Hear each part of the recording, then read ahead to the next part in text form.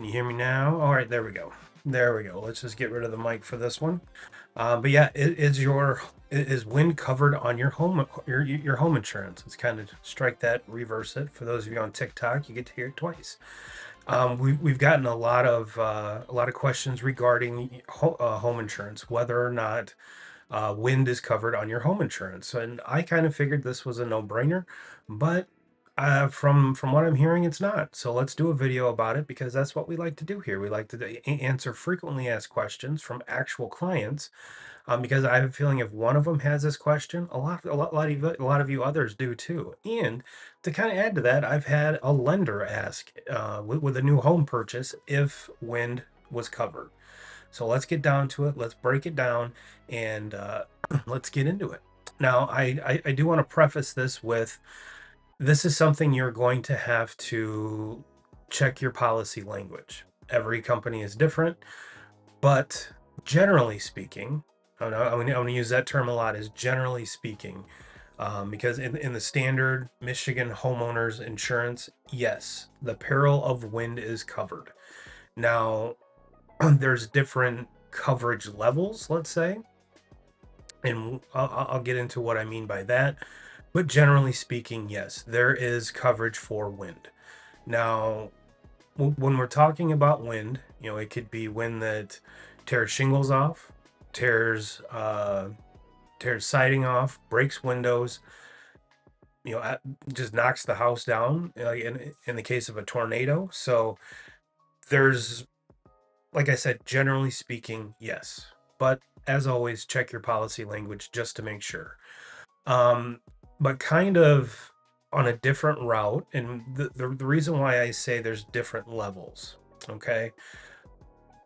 One of the levels, especially when it comes to shingles and your roof, depending on the age of the roof, and how your insurance company covers it, could depend on whether you get a whole new roof or just a roof repair.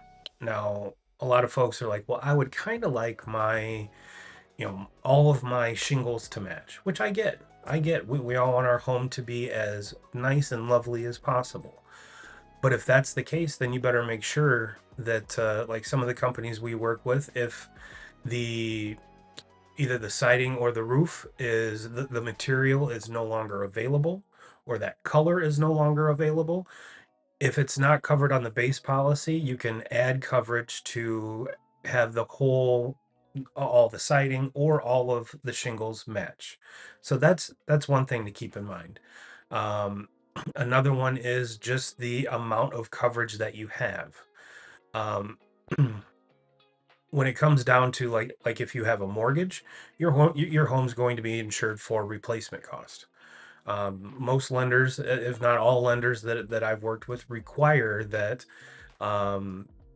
the binder and documentation that I send over to them prior to the home close specifically says guaranteed replacement cost. There's very few occasions where that isn't the case, but I have seen it, but those are few and far between. But let's say you don't have a mortgage, or let's say you've had the same policy on the books for quite some time, which is the vast majority of the book of business here at Abbott and Powers. A lot of these home policies have been on the books for over 20, sometimes 30, 40 years. So some of the endorsements that we have now weren't available back then. So this is where you need to pull out your current home declaration page and look and see exactly what you're covered for. And in particular, you're looking for discontinued siding and roofing as an endorsement, or something along that nature, to where they're adding the actual, if they're not necessarily going to make sure that it matches, but if that type of roofing material is no longer available, or like I said, the color, or something weird like that, where you have a very unique roof covering, you want to make sure that endorsement's on there, just because it would be you want it replaced with something that will match. Okay. Now, I'm not guaranteeing that if you have 4 to 5 shingles, that if you have one of these endorsements, that they're just going to replace the whole thing.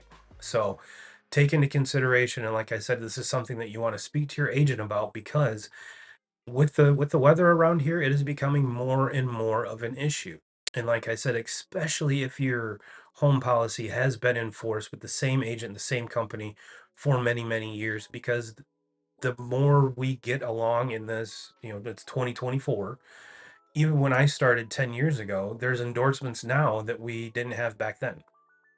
So it's always a good thing, especially like I said, with this time of year. I was joking with one of our other agents yesterday, and he reminded me that we're not out of storm season quite yet. And when it comes to wind, wind is a 365-day a year peril.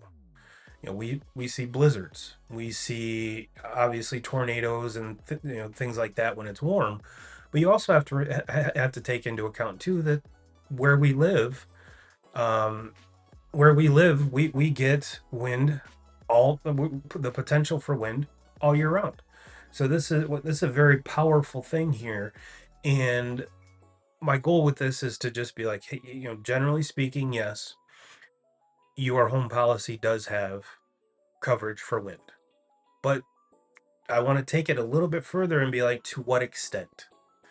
Okay. If you're expecting your shingles to match, make sure that your policy reads that way. If you're okay with with just the repair, cool, cool. But it's always a good time to, whether it's your renewal, whether it's the beginning of summer, or even every after the first of the year, make a mental note, make a just a conscientious decision to talk to your agent to make sure, hey, are there any endorsements that I should be adding? Is there anything else that I can do to help make sure that my home is properly covered? And while you're doing that, it wouldn't hurt to kind of sit down and be like, okay, what is the actual dwelling covered, you know, amount wise? And I've been doing this a lot with our current clients. Is like I mentioned, a lot of these policies have been on the books for a long time. There was an initial replacement cost estimator done in 1990. Well, the way we kind of do things now is a lot different than when they did it back in 1990. And with the price of materials and labor kind of going insane as they will right now, and it has kind of calmed here recently, but as compared to 1990 is a vast difference. And yes, the company does put an adjustment factor. So I guarantee that in 2024, there's a lot more coverage on the dwelling than when it was written in 1990. However, those adjustment factors really aren't enough. So this is something, whether it, like I mentioned, if it's, school's getting started, let's make a mental note to go over your home policy with your agent prior to school starting. A couple weeks before your renewal, after the first of the year, on your birthday, whatever it is, let's try to make it a habit of getting this, opening up this conversation between you and your agent. And like I said, we've been doing this quite frequently here lately, where it's just seeming like, and these are client initiated. This isn't me going over every single one, but a lot of the clients we've been getting have been calling and saying, well, it really doesn't seem like it would, the coverage A, or the dwelling coverage, is a lot lower than what I think it would cost to do a total rebuild. And that's something that your agent should be more than happy to go over with you. Now, is there going to be a cost associated with it? Yes. The higher the dwelling coverage, the more premium. I mean, that just kind of goes hand in hand. However, is it worth it to, for a 50, 60, $70 a year increase to make sure that your home is taken care of the way it should be, and with all the endorsements that should be on it, like I mentioned? Um, to me, it's a no-brainer. But like I've said many times before on this channel, one of my first sales trainers says never shop with someone else's pocketbook. So it's completely up to you. However, there are things that when clients do reach out, I always recommend. And I would say the vast majority, I think there's only been one client that they kind of decided to stick where they are because they've had it for this long and it's worked. And that's perfectly fine. That's perfectly fine.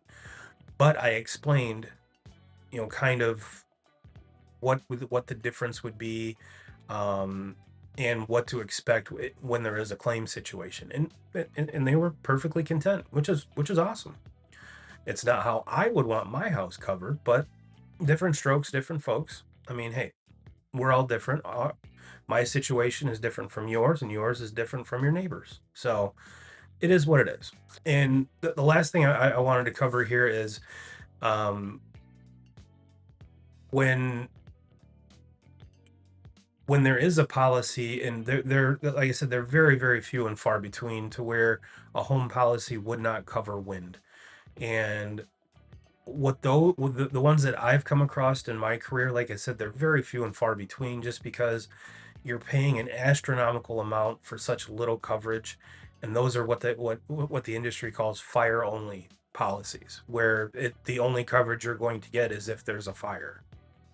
And the only time I've really seen these is when you do have a mortgage and the mortgage company does a force placed insurance, because that's part of your mortgage agreement, is that you will carry home insurance with guaranteed replacement cost and all the other things. That's one of the things you signed when you signed your life away for your mortgage, is that it's your responsibility to carry home insurance. Otherwise, the lender will put their own coverage on it, which is astronomically expensive and very horrible coverage. Now, one little sidelight here that I'll wrap up with is, in the insurance industry, we have policies that we call dwelling fires. And why they call them this, I have no idea, because it confuses most folks. Um, One of the other agencies I used to work for, they call them landlord policies. And it's basically a dwelling fire policy is a coverage for rental properties. So if you have a home that you rent, if you have or that you buy that you're renting out, or even let I've dealt with clients in the past where, instead of paying for uh dorm rooms and stuff like that for their college students, they have bought a home near the college where their kids live. And even though there's not any money changing hands as rents, it is still considered a rental, because it's not your primary home, it's not your secondary home, but you still own it, but don't live in it. So anything like that. And when it comes to dwelling fire policies, there is coverage for more than just fire. I get this question a lot, a lot, a lot.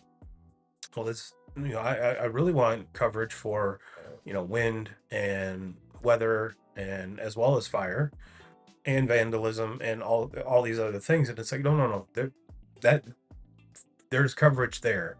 It's just that that's the insurance term for it, is dwelling fire. So yes, there are fire only policies. Like I said, very few and far between that I've seen them, but they are out there. And dwelling fires have the same structural coverage as a home policy does. It's just the insurance term. So if you do have any of those, please, feel safe that you do have more than just fire coverage with a dwelling fire policy. So that's kind of my spiel for this week. If you guys and gals do want to get a hold of me, you can message me right here. You can drop a comment. Here's my phone number as well as my email, and I would be happy to go over, any policies that you do have. I would give you my suggestions.